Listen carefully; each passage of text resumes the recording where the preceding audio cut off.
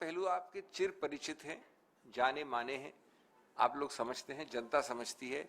ये एक रूटीन बन गया है, लेकिन रूटीन रूल नहीं होता, अपवाद है, ये याद रहे हमेशा। अब मैं इस संदर्भ के बाद अभी हाल की छत्तीसगढ़ के विषय में आपसे बात करना चाहता हूं।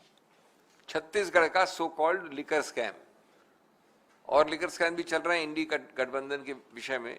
मैं अब छत्तीसगढ़ की बात कर रहा हूं सिर्फ, ये आपको एक संदर्भ देके, एक प्राकथन देके। शराब घोटाले की एक काल्पनिक और सनसनीखेज भूमिका लिखी गई प्रवर्तन निदेशालय द्वारा छत्तीसगढ़ के विषय में, और विशेष रूप से लिखी गई क्योंकि चुनाव आ रहे थे। उसकी टाइमिंग थी चुनाव के पहले, उसका गति और दिशा थी चुनाव के पहले, और अब कल परसों उसका खुलासा हुआ है चुनाव के बाद उच्चतम न्यायालय के निर्णय द्वारा, जिसके विषय में मैं आपके सम्मुख बैठा हूं।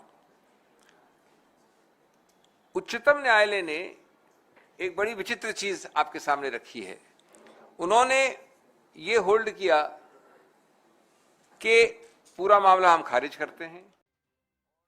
इनमें से ये टुटेजा जिसका केस निर्णित हुआ, रात रात भर, दिन दिन भर वो और उनके पुत्र इस केस में, उनको प्रताड़ित किया गया, उनसे पूछताछ की गई, उनके बयान लिखे गए। ये सब क्यों किया? आप तो शुरू से जानते थे कि अगर ये पूरा आधार है इनकम टैक्स का, जो नींव है, फाउंडेशन है, तो क्यों किया? द्वेष से किया, राजनीतिक द्वेष से। इसलिए कि आप चाहते हैं कि ये इन प्रकारेण, जो मैं कहता हूं बाय हुक और by crook, more by crook less by hook, आप इसका इस्तेमाल करें, जिसको चुनाव के हॉट पीरियड कहा जाता है। तथ्यों पे आधारित प्रोसिक्यूशन नहीं है, इसको कहते हैं चुनावी प्रोसिक्यूशन। मैं कुछ प्रश्नों द्वारा अंत करना चाहूंगा। यदि कोई घोटाला हुआ तो ईडी ने इतनी लंबी जांच के बाद धन शोधन, ये इंपॉर्टेंट शब्द है, मनी लॉन्ड्रिंग का आपके समक्ष या उच्चतम न्यायालय के समक्ष एक भी साक्ष्य तथ्य रखा? और अगर धन शोधन नहीं है तो मनी लॉन्ड्रिंग नहीं हो सकती। आप खून के आरोपित हो सकते हैं, आप कत्ल के आरोपित हो सकते हैं, आप इनकम टैक्स के आरोपित हो सकते हैं, आप किडनैपिंग की हो सकती है, लेकिन मनी लॉन्ड्रिंग कहां हुई? और अगर होती तो निर्णय नहीं आता। यदि अपराध शराब निर्माताओं की फैक्ट्री से शुरू हुआ तो कृपया बताइए कि एक भी शराब का निर्माता को आपने गिरफ्तार किया या समक्ष रखा? क्यों? क्योंकि आपका उद्देश्य सिर्फ राजनीतिक द्वेष, राजनीतिक विरोध करने वाले लोग, विपक्ष के लोग।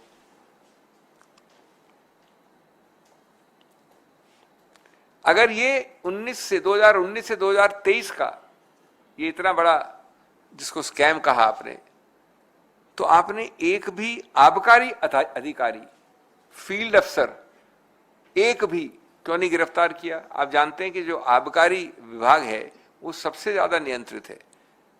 आप फैक्ट्री से बाथरूम नहीं जा सकते बिना एक नियंत्रित तरीके से, उसमें लिखना पड़ता है, रजिस्टर एंट्री करनी पड़ती है, ट्रक निकलती है, ये सब होता है। एक आदमी को आपने अरेस्ट नहीं किया, क्यों? क्योंकि आपका निशाना था सिर्फ राजनीतिक द्वेष वालों की तरफ। अगर ये सब लोग दोषी थे, यानी कौन? ब्यूरोक्रेसी, आबकारी अधिकारी, फैक्ट्रियों के निर्माता, तो आज तो करीब बाकी चीज छोड़ी, आज 4 महीने हो गए, 5 कितने महीने हो गए, 5-6 महीने हो गए सरकार बने, 4 महीने हो गए। आपने उसके बाद भी किसी को गिरफ्तार किया है? क्यों नहीं किया? क्योंकि आज आप वापस राजनीतिक द्वेष से अपनी खुद की सरकार के अंतर्गत जो ईओडब्ल्यू है, उसी चीज को जो इनकम टैक्स पे नहीं चली, जिसको उच्चतम न्यायालय ने निरस्त किया, उसको अब ईओडब्ल्यू के जरिए वापस शुरू करना चाह रहे हैं, क्योंकि सरकार आपकी आ गई है। ये मैं आपके इससे बता रहा हूं जिससे कि एक्सपोज हो कि क्या इनके तौर तरीके हैं, किस प्रकार से कानून को पूरा जो है समंदर में डाल के काम किया जा रहा है।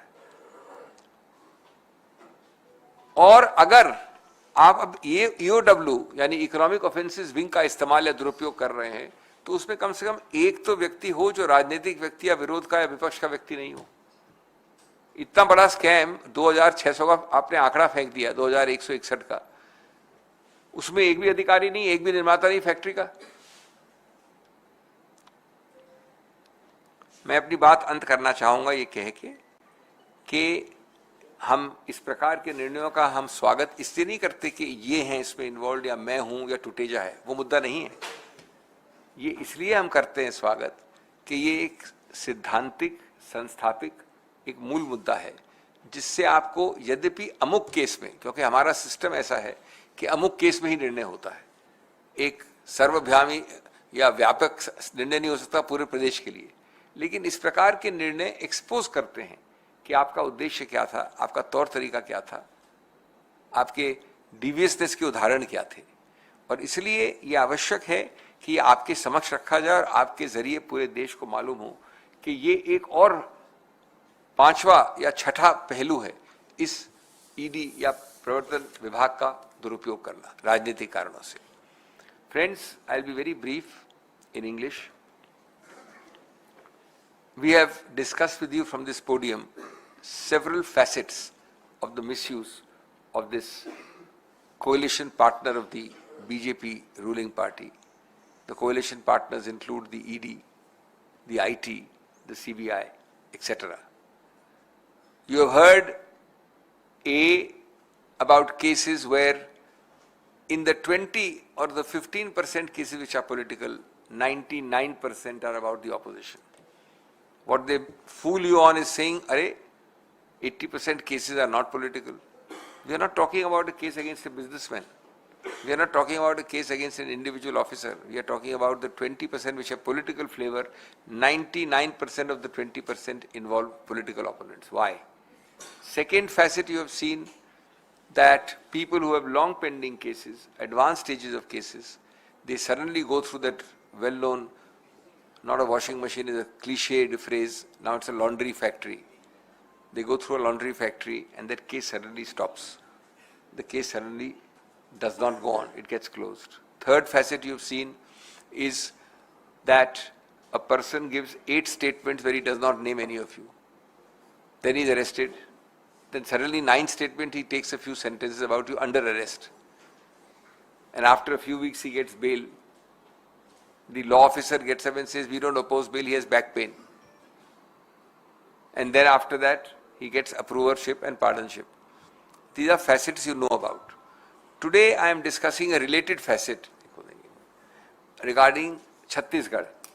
Just to underline and emphasize on a new peg which happened yesterday in the Supreme Court, how